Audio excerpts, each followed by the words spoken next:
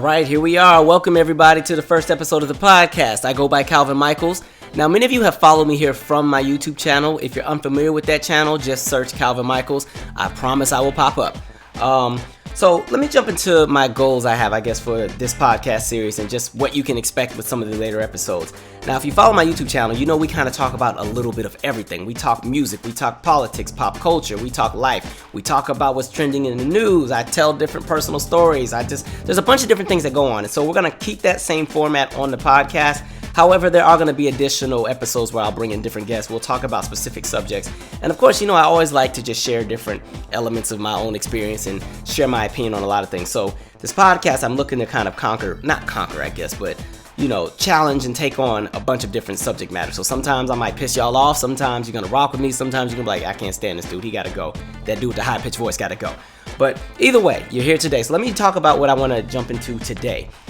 So many of you guys who follow me on YouTube, I always see these comments where people are under the assumption that I just have this perfect life and that everything is always going so super smoothly. And I guess, because they see the album and they see, me working for the magazine or having a nationally ranked community center and everything like that. However, I just want people to know that has not always been my reality. And so this podcast is really for those people who are on a journey trying to figure out exactly where they fit in within society, trying to find their purpose, or especially those who are in college or about to get out of college and they're really stressed out because they don't know exactly what it is they're about to do. They're in that period of uncertainty and things aren't really looking too great. Don't worry, we're about to have a great story time. I'm about to tell you all about the worst year of my life, which was 2010. By the way, let me just say one thing. My father died in 2015. And 2010 is still the worst year of my life going into 2011. It was terrible. So let's jump into it. Well, actually, might not have been worse than that, but they're kind of neck and neck. You know what I mean? You really can't compare losing a parent to some personal stuff. But anyway, here's some backstory. So it's May 7th, 2010. And I have to give some backstory. Now, this is the day of my college graduation, the smaller graduation, because Howard University is a larger school, so they do two graduation ceremonies. There's the graduation with your individual school within the university, then there's the larger commencement ceremony.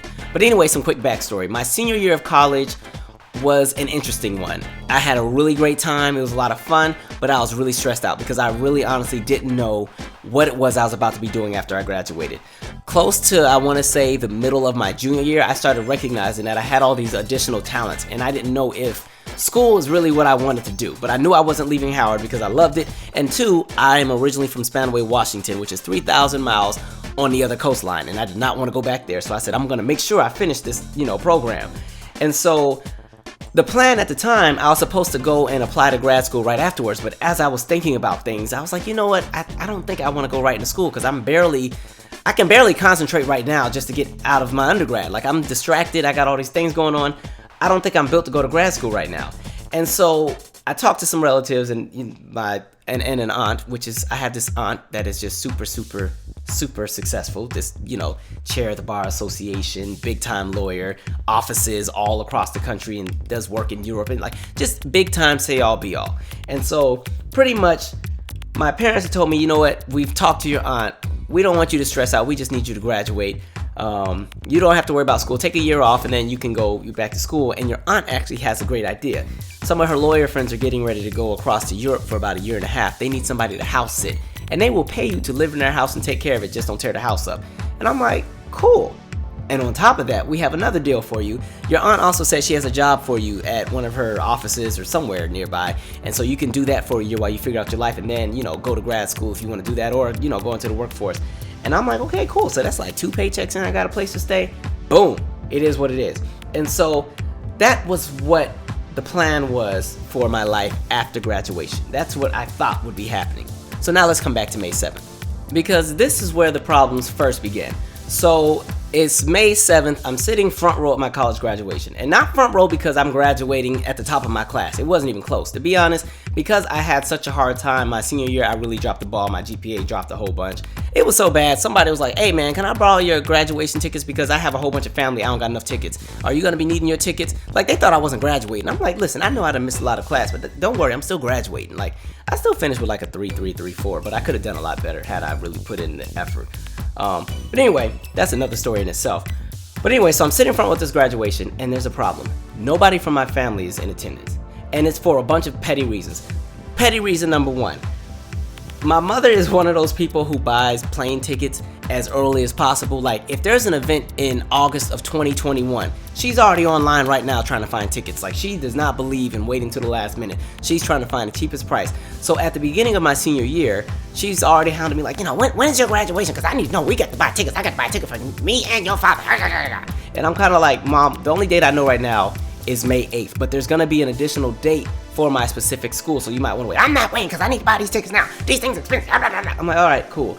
So, long story short, by the time I finally find out that my graduation is on May 7th, it's months later. And at this point, she's bought the tickets. She's not changing it. She's not paying that extra fee. Absolutely not. And so they actually get the plane tickets for the 7th, but they're not going to land until way after the graduation. So my mother and father are not going to be in attendance.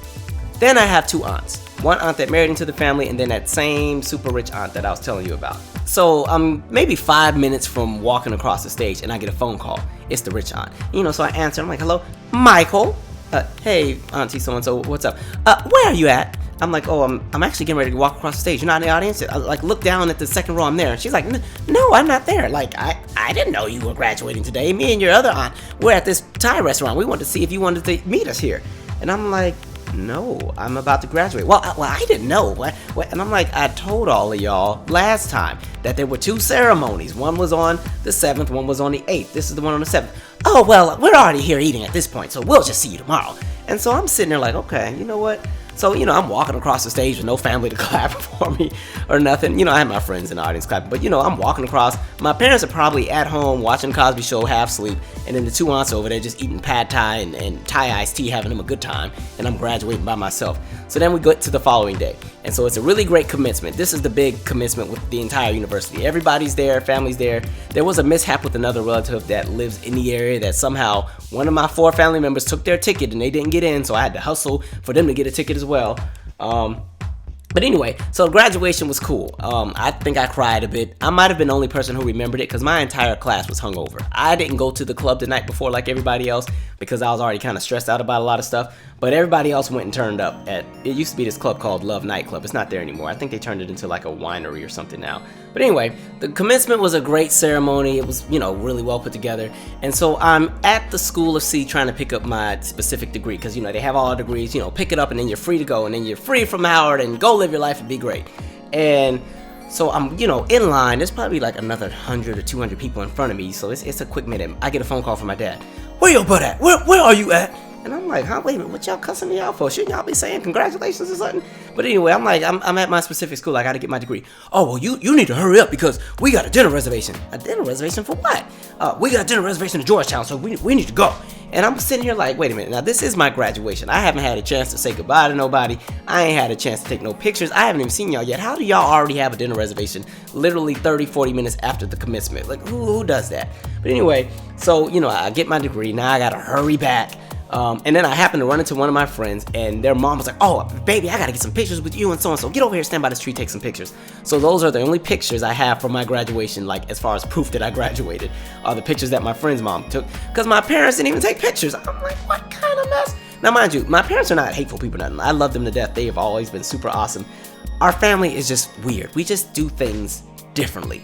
And I never noticed that until I started talking to other people about my own life, and they're like, yeah, y'all are cut from a different cloth. I'm like, yeah, I know, it is what it is. So anyway, the dinner goes really good, and me and my father, we want to get some father-son time. So we're going, and I think we're going to see Iron Man 2 or Iron Man 3, and we're walking to the movie theater, and that's when I noticed something is off. Like, for some reason, my father's having a really, really hard time keeping up with me, because I did walk fast at the time. I was a college student, in super good shape. I've been doing all that dancing and stuff for years. And you're just in shape, but I'm only 5'8", and my father was 6'1", so even with me walking really, fast, one of my father's strides is like 8 of mine. And so, but I noticed he's having a hard time keeping up, and he's like, Michael, slow down, son, slow down. And I'm like, huh? Okay, slow down. And I kept noticing something was off, and when we got to the movie theater, he's huffing and puffing, he had to take a break, we had to stop before we even got into the actual seats and like cool down. I'm like, what is going on? And so, remember that story for later. It's gonna make sense later down the line. Anyway, fast forward to the next day. Now we're at brunch, because bougie people, we love to do brunch. I don't really think I'm bougie. On a scale of 1 to 10, I'm probably at a 4 on bouginess. But anyway, so we're at brunch, and this time I've invited one of my good friends. And this is a friend that we just rocked together forever. Like college was lit. We're still great friends today. They've been around for everything. And so I was like, oh, we'll come to brunch with, me and my family and everything like that. And so while we're eating brunch, it's me, my friend, my mom, my dad, and the 2 aunts. And then while we're eating all as well, out of nowhere, the rich aunt goes, so what are you doing now that you've graduated? And I'm looking like, from what I was told and from what we all talked about, I'm supposed to be meeting your friends who are going to show me the house that they live in that I'm supposed to be taking care of. And then you're also supposed to be setting me up with, your office so I'll have a job for the next year, because that's what we all talked about. And mind you, my friends looking, because I had already told all my friends, like, y'all, I don't think this is about to go down the way it's going to go down. I just know my family, and whenever it's time for something to go down or something to come through, it never does. And they were like, no, your family would never do that to you, Michael. Stop being so dramatic, blah, blah, blah, blah, blah. And so now, my same friend who was sitting there is like, they're sitting there cutting their little salmon cake or whatever, like, oh, yo, this is not good. And so I'm looking at my aunt crazy like, you said that I had something lined up. This is the reason why I didn't apply to grad school, because you all told me just graduate and everything is set up, and then in a year we'll go from there. And so you got this is if I knew that y'all weren't going to come through, I could have had some other plans arranged. Like, what am I supposed to do now? And so it sinks in that, boom, I'm now graduating from college and I don't have a job. But then there's more. My parents already have my plane ticket ready. Like, they already knew I was coming home. I'm like, whoa. Wait a minute. How do I already have a plane ticket to go back to Washington State? Is this like a plan? Like, is this to kidnap me and take me out of D.C. and send me back over to the wilderness? What is going on? And so it sinks in that I have to go home. And so I'm livid the rest of the day. Like, I wanted to cuss that lady out so bad. I wanted to cuss out my parents. I wanted to cuss everybody out. But because of how I was raised, I just sat there and I was stressed out. So anyway, fast forward a few days, I'm just miserable. I done told all my friends, yeah, I gotta go back home. And like I said, I haven't been home since 2008. It's 2010, because usually Christmases and spring breaks and stuff, I'd always go visit my grandma because she was really sick. And so she lived in Savannah, Georgia. And so I'd always go visit my grandma. And so I don't even remember what home is like. Home was so far off my radar at the time because, I grew up in Spanaway, Washington, which is like a small suburb of Tacoma, maybe 30,000 people that live there, kind of lots of farmland, military town. And so I was not planning to come home. And so now let's fast forward to the actual day of the flight. We're in the airport. I'm already pissed off. I done had to ship all my stuff back home. I'm not trying to go home. I feel like a failure at life. Everything has fallen apart in a week. This is supposed to be like the greatest week of my life, and it's a disaster. And so we're at the airport. I go to the little ticket counter guy, and he's like, oh, okay, what's your destination? I'm like, Seattle, Washington. He's like, oh, you need to hurry, man. You need to come on. Your flight's about to take off. I'm like, no, my flight's at 11. And he's like, no, the LA flight's at 11. And I'm looking at my mom like, Mom, where are we going? We're going to LA. Why are we going to LA? We're going to Seattle. Because, Michael, we wanted you to fly first class on the way back. And LA was the only place that we could stop in that would allow us to go to first class on both flights. Wait, whoa. So we're going 3 hours out of the way just so I can sit in the front of the plane. I don't care about first class. I'm about to have my iPod and be asleep. Why are we flying first class? Is it that serious? Well, we already got the tickets now. We need to go. I was so livid. So, we're at the airport. I'm sitting here mad at everybody. Now we got to get on this plane. We done flew all the way to LA on first class. Now, I'm not going to lie. It was nice. I sat there. I watched Rio. I remember watching it. I watched Rio on the little DVD player. They gave me...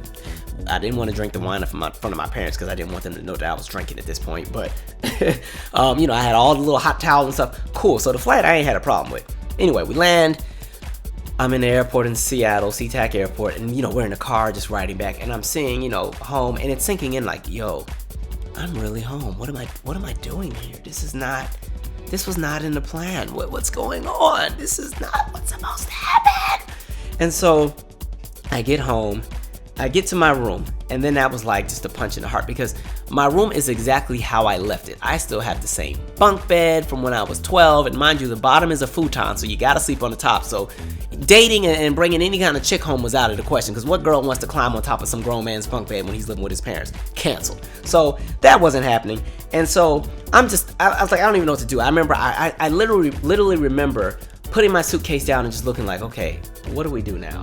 This was the first time that I wasn't in control of a situation, or at least I thought I wasn't in control. I always thought I was in control of stuff I really wasn't, but this is the first time I got humbled and had to learn like, okay, really, you have no idea what's about to happen. You have no idea what's next. You're You're like where you started from 4 years ago. And so I'm stressed out. I'm like, let me just take a nap. I'm gonna just take a nap, and then I'm gonna regroup and figure this out. And listen, I need to get back to DC. This is not the move. I'm not trying to be here. And so I take a nap. I done climbed on this futon. I done climbed up to the top, to the bed. I done woke up. I get a text message. It's from my dad. Now, mind you, my room is downstairs. My parents have like a split level house, like where you walk in and you either go up or down. So everybody else's rooms are upstairs. Mine was downstairs. And so, I'm in my bed. My dad's upstairs. He sends me a text. I look at the text. Hey, your grandma just died. LOL. Now, he thought LOL meant lots of love. He was really kind of learning the whole, texting lingo and everything like that. And so I'm reading this like, oh my God, not my grandma. Because if you know me, my grandma was my favorite person in the world. I have no bad memories of my grandmother. She lived 3,000 miles away, so I'd only get to see her on summers and, the Christmas and stuff like that. And so every time I got to see my grandma, it was like going to Disneyland. Like one time, my parents were sick of me because I was just being grown and hard-headed. They shipped me off to stay with my grandma for the whole summer. That was the best summer I ever had. Loved my grandma. So my grandma had already been sick. She had a brain tumor behind her eye. And, so she had died literally while we must have been on the plane. And the interesting thing is, the same time that she died, my cousin Brandon, his daughter was born on the same day within the same hour. And it's the most interesting thing because his daughter looks just like my grandma. I swear, if reincarnation is real, that little girl is my grandma walking around. But anyway, so now I'm miserable and just not my grandma. Oh my God. So then right after that, my dad calls me upstairs because he wants to have a conversation with me. Then he's like, I need to also tell you something else. And then that's when my parents tell me, like, your father's sick. He has scleroderma. And scleroderma is this disease that pretty much, it attacks your organs. It makes your organs pretty much self-destruct. And really what had happened was, first it started with his skin. And so we thought maybe he had vitiligo because his eyelids had turned pink, but then they went back to normal. Then it had messed up his kidneys. And so, from maybe 2008 onward, he had been sick, but nobody in the family told me because they wanted me to just focus on, school. And so I felt horrible because it was like I hadn't even come home for 2 years because I was always visiting my grandma. Meanwhile, my dad had been sick the whole time. And so at this point, the disease had started taking over his lungs. And so that's why when we had went to the movie theater, he wasn't able to keep up with me because his lungs at that time were maybe working at 80%. And so it was just a really, really stressful time.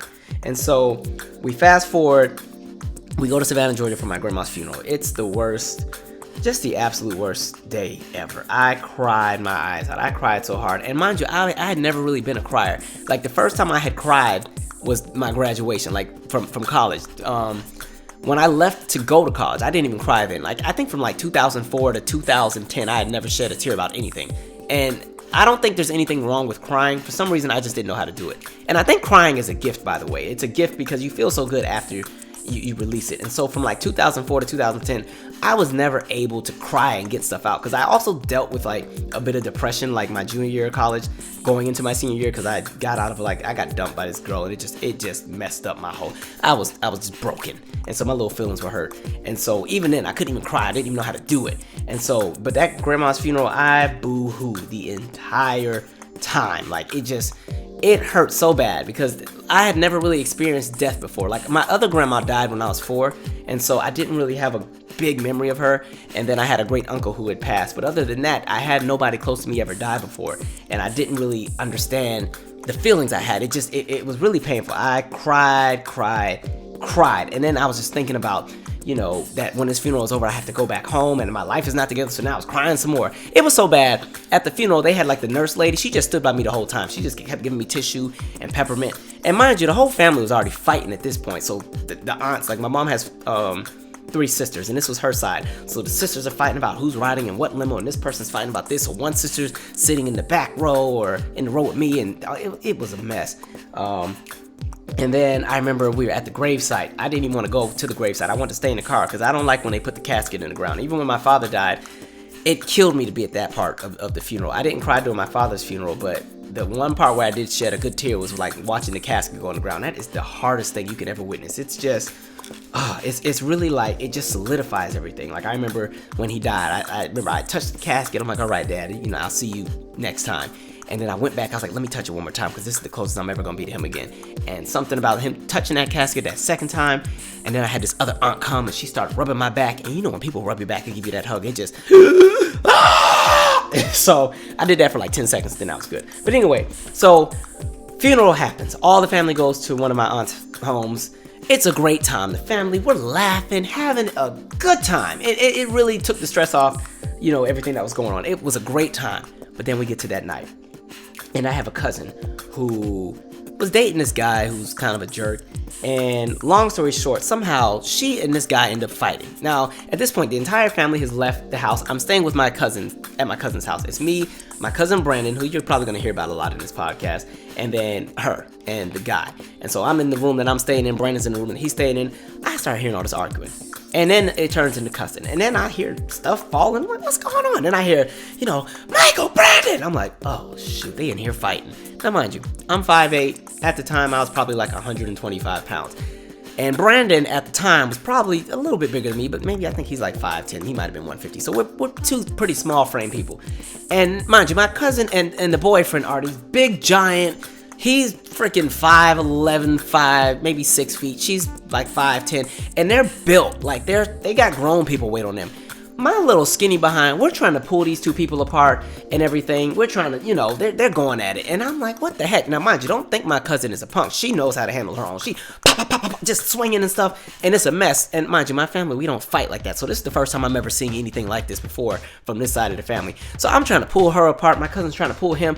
My cousin punches me in the face, busts my whole nose up, blood. I'm like, what? Oh. And at the same time, I have a childhood friend from home who had been trying to call me, this girl that I grew up with. And I sent her a text like, look, I got to call you back. There's some mess going on. And so I never called her back that night. So at the same time, you sometimes when you have co-ed friendships, sometimes if there is sort of an attraction, or there used to be, or maybe you dated in the past, sometimes those friends can be a little territorial with your existence. And so while me and the cousins are wrestling and fighting all in the house, my phone is just blown up. Ding, ding, ding, ding, ding. And so she's sending me this dissertation of text messages, cussing me out. Like, when I call you, how dare you just kind of disregard me, blah, blah, blah. So I'm just getting cussed out. Or I can hear my phone dinging. Meanwhile, we're on the other side of the house fighting. My nose is bloody. I'm freaking out like, man, I hope my nose is not broke. I hope my nose is not broke. Oh, God, now oh, Lord, I'm not even going to look good when I go home. And so everybody's fighting. It was a hot mess. And so the next day, I'm like, you know what? We should go to the beach. So me and my cousin Brandon, we go to the beach. And I used that time to just reflect on life. And I uploaded this picture of myself at the beach, just like, I'm just trying to be great. That same friend that I told you about that was tripping. Oh, no. You gonna go to the beach and not respond to my text? Ding, ding, ding, ding, ding, ding, ding, ding, ding. Like a million more text messages. So now I'm really getting cussed out. And I mean, this girl went in on me like, F you think you all that now because you done went to Howard and blah, blah, blah. But look at you now. You ain't even got nothing going, blah, blah, blah. And I'm like, yo, what the heck? So she and I were kind of like not on the best of terms. And so fast forward. And it's time I get back home to Washington State. So at this point, let's just rehash. I've graduated from college, but all my plans are falling apart. I don't have a job. My father is sick. My grandma has just died. And now my childhood friend is tripping and losing her mind. And I don't want to be home at the same time. So all that's going on. But then we have more issues because I cannot find a job. When I tell you the job search was a struggle. One thing I learned is that no matter how many organizations you belong to in college and all the stuff that you do and internships, a lot of companies don't. They don't care. They really don't care unless they're a part of that organization or something like that. So I could not find a job to save my life. And the plan was I wanted to get back to DC as soon as possible. So at first I was applying to every job in DC I could find. And I wouldn't get callbacks because they're like, we don't want to, you're going to have to come all the way out here for an interview. We'll find somebody else who's closer. So that was the issue that I kept running into. And then for them, it was like, you don't have any work experience. And I'm like, what do you mean I don't have any work experience? Because to me, I'm like, okay, I've been a resident assistant for like 2 years. I've been a conference assistant for a summer. I've had an internship. I've been teaching dance for like 4 years, doing all this competitive, dance routines and stuff and teaching all these different groups because that's how I paid for, my room and board and, my food and stuff like that. And on top of that, I did have a job at one point while I was working on campus. So I'm like, what do you mean no work experience? But they're like, no work experience. So from May of 2010 to, I want to say, October, November, every day I'm applying to stuff. I'm not getting any callbacks. I'm calling in references. Mind you, my aunt at this point, I'm looking at her like, listen, I know, can you at least try to set that job up you had? And she's like, I really want you to branch out. You're going to have to learn these things on your own because no one is going to be there to help you. And I mean, she wasn't lying. But at that point, I'm like, look, can you just hook me up with a job. I just need to get back to DC so I can get on my feet and get everything together. And it just wasn't happening. So I was stressed out. So I was like, you know what? Plan B. Why don't I get a job here in Washington State and save up my money, and then, I'll move back to DC. Or I get a really good salary job out here in Washington State, and then since my parents are nice enough to let me live at home rent free, all the money I make from the salary, I can save that up, and that can be the money that I spend for grad school. Or, that should at least cover 1 or 2 semesters. And so that was the plan. So then I start going on the job hunt in Washington State. Nothing. Literally nothing. I'm just like, are you kidding me? Because the problem was, I graduated at the peak of the recession, and the area where I was from was hit really hard. So you would go in a Starbucks, and there'd be people who were like 75, who lost their pensions, who lost, they tried to pull their 401k out early, and they struggled because of like the 69.5 rule or something like that.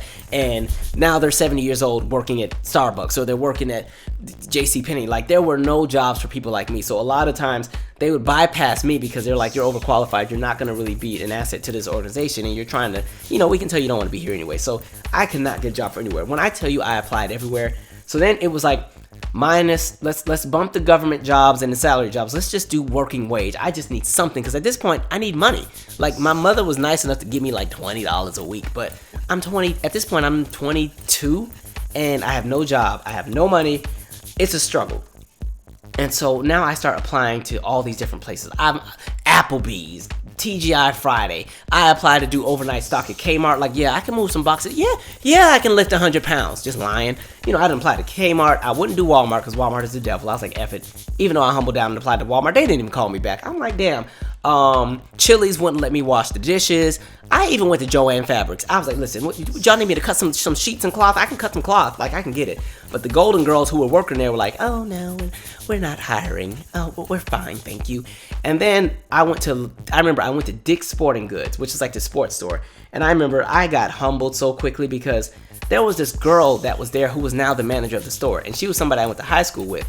And so for me, it was like, man, people gassed me up when I left from high school because I was like the top 5% of my class and student body president, and I had all this great stuff going for me, and he's going off to Washington, D.C., and he's blah, blah, blah, blah, blah. And mind you, when I was at Howard, I used to post everything on social media. My whole life was on it, so people knew I was living it up. Oh, I met Oprah. Oh, I'm blah, blah, blah. Oh, I'm in New York today. Oh, hey, I'm at a Janet Jackson concert. Oh, this just happened. Oh, blah, blah, blah, blah. Oh, we're on a movie set today. Like, just doing all this random stuff. And so now it's like, wait a minute. That girl was looking at me like, you're applying for a job here?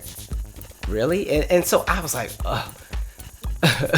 Why? And so things were just going terribly. But there was some good that did come out of that era. I started to use a lot of the idle time I had to try and be productive. And so around this time, I started doing stand-up comedy on the side. And so at this point, I was doing some shows, but I wasn't getting paid for them. It was more of just, getting my foot in the door. So that was going on. But things still kept getting worse. Then I had a friend that I went to middle school with, but we didn't really keep up that well during high school and college. But out of nowhere, they put out this rumor about me and put it on social media, and that crap blew up. And I just remember I woke up one day to all these text messages, and everybody's like, yo, what is this person talking about? I'm like, huh? Because originally, that friend and I, we were supposed to go to Avery Bradley's going away party, because, Avery Bradley from the LA Clippers. At the time, he had just got drafted to the Celtics, and Avery Bradley and I grew up in the same church. Like, his mother used to be she used to be the director of like the Sunshine Band and everything like that. Now, me and Avery were never like buddy, but we knew each other. But my friend knew them a bit more, so we were supposed to go to the going away party. But for some reason, they put this random rumor out, and so now the rumor was spreading. I'm like, I'm not going to this party. Like, I want to whoop your ass. So, that was going on, and I was really stressed out about that. I'm like, why are people talking about me? Like, I really don't bother nobody. I kind of keep to myself. I'm stressed out because at the same time, my dad's condition is getting worse. Like, it's literally getting worse. And so, like, he had to have this surgery where they put the stents in his lungs and everything like that. And even then, I was already choked up just going to the surgery because it was a lot going on. And so, I was watching my father lose weight and, become a little bit more fragile, and he couldn't eat certain things anymore, and he couldn't do a lot of the different things. And he and I used to always go fishing, and even like going fishing. I remember one time he was trying to load up the boat and he fell, and that perhaps scared the mess out of me because I was sitting in the truck and I just heard a loud boom. He had fell and like hit his head on like the rod that connects like the boat to the truck. I thought that man had died that crap scared me. And so there was just a lot going on. And so anyway, what I was trying to do to kind of keep myself sane was I was just trying to work on my different talents. And so I really started doing the stand-up comedy. And at the same time, I was doing a few little dance gigs here and there. And that same friend I told you about that had been cussing me out about being a horrible friend, we were good. We would always go back and forth. We had a really bipolar friendship. And at the time, they were dating this guy that he was super insecure because he thought she and I were doing something. And so he couldn't stand me. He wanted to break my face in every time he saw me. And she and I had a love for music. We always, even as middle schoolers and as kids, we used to always just do music stuff. Like, her parents had really always supported her talents a little bit more than mine. My mom finally came around a little bit later when I was like 24, 25. But my parents were never as supportive with like the music and stuff when I was first coming up. So her parents had bought her all these nice equipment and studio stuff and this, that, and third. And I remember we would just make music. So she and I had tried to start like a production company, and we were trying to like do music. And so one day, I get a friend from somebody that I used to teach as far as dance. They're like, hey, I met these two producers and I told them about you. I think you should, check in with them. And so I talked to the producers and everything like that. And they're like, oh, well, you know what? We just, we're working with Mark Mazzetti. Mark Mazzetti is the guy who, at one point, he was over A&M Records. A&M Records, that's where Janet Jackson used to be, Black Eyed Peas. I think Maya was on A&M at one point. A&M used to be that label at one point. And so they were saying, Mark Mazzetti, he's looking for some production teams. He wants to move some people out to LA. And so we're looking for some people to join us. And, literally all we got to do is submit like 40 tracks to Mark and a few demos. And if he likes it, we'll all get a production deal. And I'm like, oh, this is my ticket out of here. Yeah, FDC. Okay, LA, here we go. And so initially I was going to just jump into that by myself. But I was like, my friend is really into music as well. I'm not going to leave them hanging. So I bring them in. And so now it's the four of us. And things just start going terribly. My friend doesn't trust anybody. She thinks everybody's trying to steal her sound. And then the other two producers, they're kind of starting to be a little flaky and wishy-washy. And I'm the only one with no equipment. All I know how to do is write a song. All I had was a little Casio keyboard, so I couldn't even be the person to really pop off on anybody. All I had was my little keyboard, and I could do the songwriting and do vocals. So I was kind of like the weak link of the group. All right, I was the Pharaoh of Destiny's Child out of this little production group. And so, long story short, my friend really is just, I don't know, there was a lot going on. They were dating that guy that I told you about. It was so bad one time, she and I had went to the Guitar Center because we were looking for a certain kind of motif keyboard. And so we're looking for this keyboard, and we can't find it. So we go to another Guitar Center that's like 40 minutes away. We get to the Guitar Center. Guess who shows up? Her boyfriend. And he's standing there, what's up? What's up? Huh? What's up? What's this? We're looking at keyboards. Yo. And then so he calls his girlfriend. Let me talk to you for a minute. And so they over in the corner arguing. What? We just doing music. You supposed to be doing music with me. Because he was a producer at the time as well. And so, you supposed to be doing music with me. What you doing here with this bum ass sucker? And I'm like, what? Why I gotta be a bum ass sucker? What? And so it was chaos. So anyway, I think the relationship that they had messed up the friendship she and I had because she was like out of herself. I'm like, what is going on with you? And so one day, she just cusses out all the other two on the production team, like cusses them straight out. And long story short, they pretty much tip out. They're like, we're out. We're not going to work with y'all. On top of the fact, I had done a few songs with one of the producers. And when I tell you they took my songs and dipped out, I'm like, you know what? And at the time, I didn't really know much about lawsuits and stuff, so I just let it go. I don't know. I guess they didn't make it because I ain't never heard of them two ever again, and I ain't really seen them or nothing. So, karma kicked in. And so, it was just a really stressful time. And at this point, I'm still looking for jobs. My aunt is cussing me out like, you need to get your life together. You've been home for this long. Because at this point, it's now like January of 2011, February 2011. I've been home for, a good little period of time. And things are still getting stressed out. And so I'm doing the comedy. Comedy is going really well, actually. I did this independent film. It was called Jesus for Less.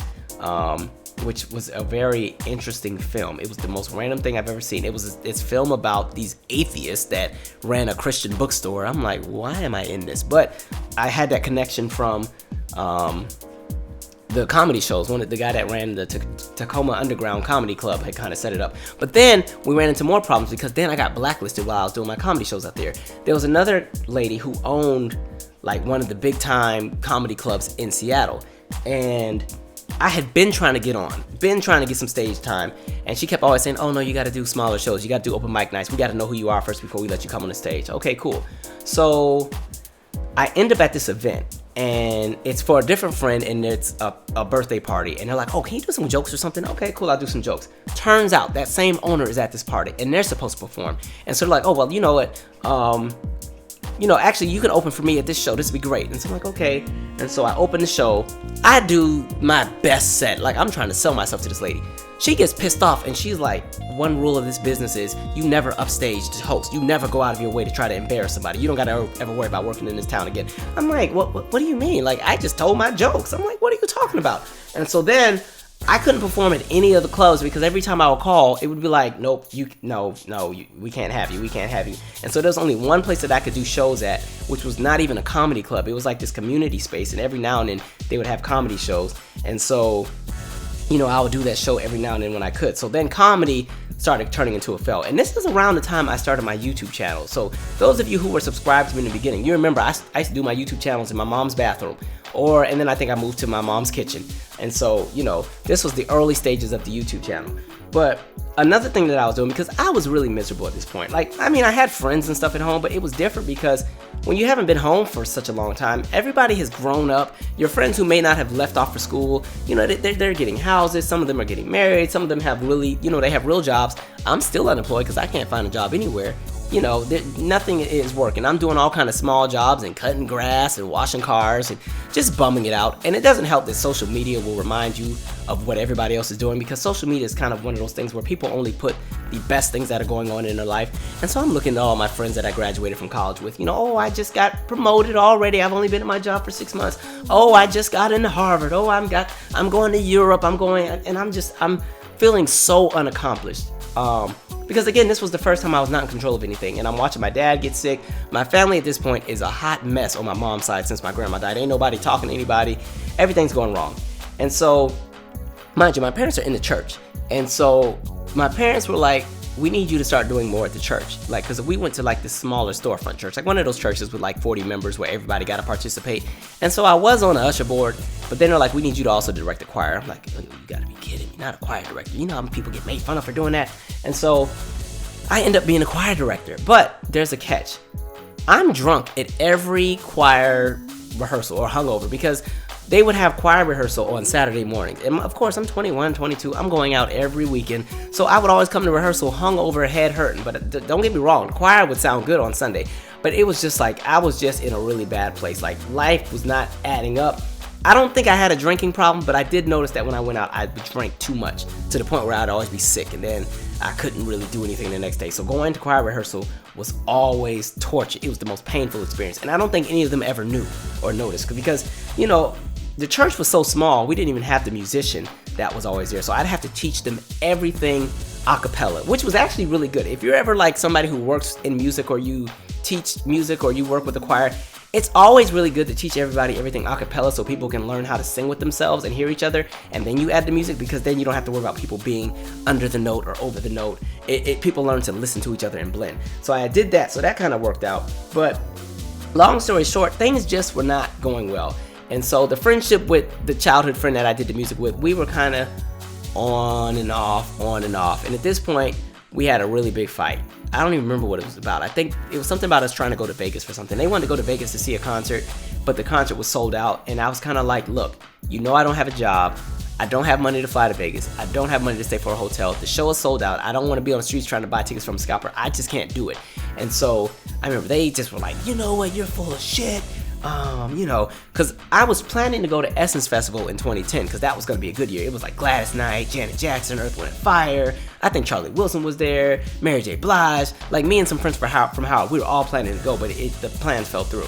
And so they're like, you were going to go to Essence with them MFers, and now you're too good to go to Vegas with me, blah, blah, blah. So I said my 2 cents, and then we just, for some reason, never talked again for like 8 months.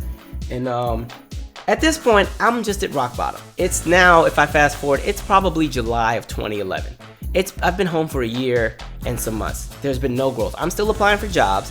And at this point, I did get one job. It was with State Farm. But State Farm, literally as I got the job, they were planning to move that specific job to Denver, Colorado. And I'm like, I don't want to be in no freaking Denver, Colorado. Like, nothing against the people in Denver, but I don't even want to be in Washington State. At least Washington State, I'm around people I know. Why would I move to an unknown city I already don't want to be in when I'm trying to get to DC? DC was where I wanted to be. DC, or maybe I could do LA, because at least I had some little side towns. Maybe that'll open the door. And so, literally, as I got the job, I had to turn it down because they're like, you're going to have to move. I'm like, nope, I can't do it. And so, one day, I was just sitting. It was like 4 a.m. I'm just thinking about life, stressed out. Nothing is working out. I'm over this. Like, my skin was breaking out. I was stressed out. And I got really skinny, too. I'm already skinny, but I got super skinny. And so I'm just on the internet one day, and I just think back. I'm like, you know what? I have to figure this out. We can't be in this woe is me mode forever. And so I go on this website, and I look back at this organization that I used to volunteer for when I was in college. And I volunteered with them for 2 years. And I go and I just look on their website and I see they have a few jobs. They're like, okay, we need a branch director for this site. And this is like a nonprofit after school community center type thing. And they're like, we need a branch director for this site, a branch director for that site. We need an arts administrator for that site. And so I was like, you know what? Let me try this. Let me apply for this. Because in the meantime, I had been applying. Like, I'd put all my stuff into the little USA jobs, trying to get into the government system, trying to get my clearance and all that. And nothing was coming through. And at the time, I thought, like a few months earlier, I thought I was going to be getting a job with Booz Allen Hamilton, because I got a connect there, and they were trying to open up another office or another little team somewhere in like McLean, Virginia, because they have a big office there. And that just never came through. And so at this point, I was at my wit's end. I'm just like, it's just not looking good. What am I supposed to do here? And so anyway, I'm on the website for this organization, and I apply to all the jobs, all the branch director positions, all the arts administrator position. I applied to that. I applied to all this stuff, and literally, mind you, it's 4 a.m. Within 20 minutes, I get a response from their HR, and they're like, "Hey, you applied for all the positions. Which one do you actually want?" And I'm like, "Oh, I want the arts administrator position," because I'm like, I got a background in performing arts. That's right up my alley. I want to do that. And mind you, this is a job in DC. So I'm like, perfect. I can go back and reestablish my life, because at this point, I wanted my own stuff. I wanted my own apartment. I wanted to I was excited to pay bills. I'm not anymore. But at the time, I was like, I want to have bills to pay. I want to have my own, credit card that I can actually pay off. I'm tired of having my mom have to give me $20 here and there, And so, they're like, okay, well, so I tell them the arts administrator job. I get a call the next day from who would be my future employer, and they're like, hey, I see you apply for this arts administrator job, but I think you might want to consider being this branch director at this specific community center. Why be somebody's assistant when you can have your own club and you can still do all of your art stuff and everything like that, but you'll just be in charge. And so I think you should interview. And I was like, okay. So, we did a Skype interview. I got up at 6 a.m. I put on my best little outfit, sat in front of my webcam, had a kick-ass interview, perfect interview. And they're like, boom, we think we like you. We want you to come in for a second interview, but you're going to have to come to DC. I was like, okay. So I saved up the little bit of coins I had, plus my mom and dad were like, yeah, we'll help you out. So they gave me the difference of what I needed. I flew to DC on my birthday, on my 23rd birthday, and I do this interview. I totally bombed this interview. I was nervous. I couldn't articulate my words correctly. The guy that was interviewing me just seemed like he didn't like me from the get-go. Like, he seemed like he was not interested in me working there, because he was under the impression that you're going to be one of these little young college kids that come here, work for like 6 months, and find a better job and leave. So why waste the time? And like, everything had already gone wrong. I was already late to the interview because the interview was in Alexandria, Virginia, and it was an old town. So when I got to DC, because I was staying in Crystal City, like at this hotel. So, I had to get on the metro, and then I took a bus or a cab or something like that. And then the taxi driver could not find the location we need to go to. I was like, just let me out. I know where I'm at this point, because hell, I lived in the area for 4 years. And so I'm walking trying to get to this place. It is August 1st of 2011. It's like 105 degrees outside. I've sweated through my whole outfit. I'm looking just dusty. And then at the same time, there's this old blind guy, this like black dude, this older guy. And he's like, young man, excuse me, can you help me? And I'm like, I don't want to go to hell. Okay, let me help this guy. And so he needed me to help him catch the bus. And so I'm trying to wait with him to catch the bus, but I keep looking at my clock like, oh my God, I only got like 20 minutes. I got 20 minutes. And so somehow I'm able to get this nice man on the bus. He wanted me to stay on the bus with him too and get him all the way home. I'm like, look, I can't do that. But Mr. Bus Driver, listen, this man's trying to go to this place. Can you get him there, please? And so I get the old man on the bus, and now I'm literally like power walking, sprinting, trying to get to this location. I get to the place, I'm sweating. So by the time I get to the interview, I already don't even look my best. I look stressed out, And anyway, the interview goes terribly. I think I slaughtered every question. The first question in my interview was, aside from going to Howard University, tell me about yourself. I'm like, well, hell, I ain't got nothing else to tell you about. Ain't nothing else been going on for the last year and a half. I've been unemployed.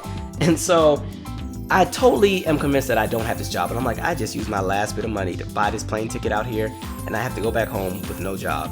And oddly enough, the person that I interviewed with the first time was like, you know what, we want to take a chance with you. We know you don't have the work experience. We know your interview didn't really go that well, but we see something in you. You seem to be really passionate about this, and I think you might actually do well. And so, boom, I get the job, and I'm like, wow. And I'm like, cool, can I just get like 4 weeks to change my life around? Because, you know, I got to get stuff, I got to ship stuff, I got to find apartments, everything like that. They gave me a week and a half. And so, literally, I had a week and a half to move my entire life, like in a snap of a finger. And so I get this job, and this is currently the job I'm still at. And I'll do a different podcast talking about this job because it's been a really great experience. But I mean, man, I got some stories for this job. But it's funny because when I got to this center it's in an apartment complex and they pretty much gutted out a unit and made it a community center. And when I got there, it was underperforming. It wasn't even like a chartered site. They had all these budget problems. It was roach infested. The kids were bad as I don't know what because there wasn't any structure. They had gone through like 6 or 7 directors in a span of 2 years. And mind you, the center had only been open for like 2 or 3 years on top of that. And so like when I got there, it was a struggle. It was so hard coming back to DC because in my head, I'm thinking it's going to be just like when I was at Howard. You know, I'm going to party and turn up with all my friends on this day. I'm going to run here and everything's going to be great.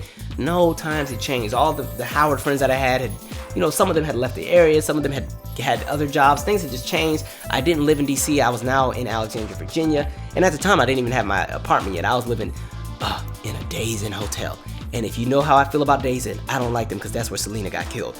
And so I'm in this Days Inn hotel, and like things just kept going wrong at the job at first. Like I got to the job.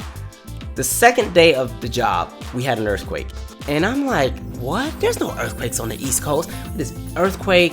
And then that same weekend was Hurricane Irene, and I'm in this little Days Inn hotel. I'm thinking the roof is about to get blown off. It was just a struggle.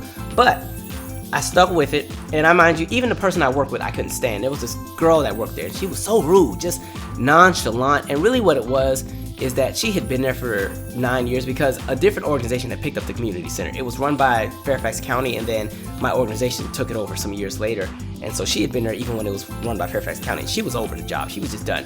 But she had the most nonchalant, over attitude. If you could picture Darlene from the Roseanne show, that was her all day. And I'm like, I really moved 3,000 miles away for this nonsense. Like, it was a struggle. It was so hard. The kids were not really open to me at the time. I wasn't really getting paid that much, but I was just so happy to have a job. And I mean, I stuck that mess out. And so when you fast forward to 2018, and it's like, wow, when you see how far the center has come, like it's nationally ranked. It's like within the organization, it's #1 in the country.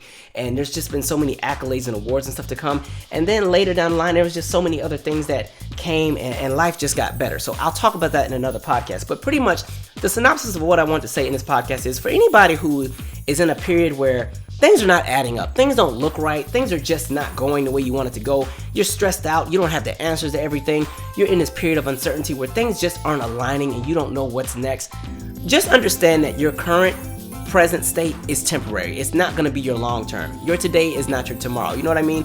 And I had to learn that the hard way because I was so anxious to get out of Washington State and get back to DC and start my life that I didn't realize that really that time that I had, you know, at home would be the last time I had with my father. You know, that year and a half, as much as I wanted to work and do stuff, I got to have a full year and a half where every single morning I could cook my dad breakfast. He and I could watch Star Trek, even though I hate that show, but I would sit and watch it with him. He and I could go fishing. He and I could do all these things and have these heart-to-hearts and have these conversations. And I got that time with him.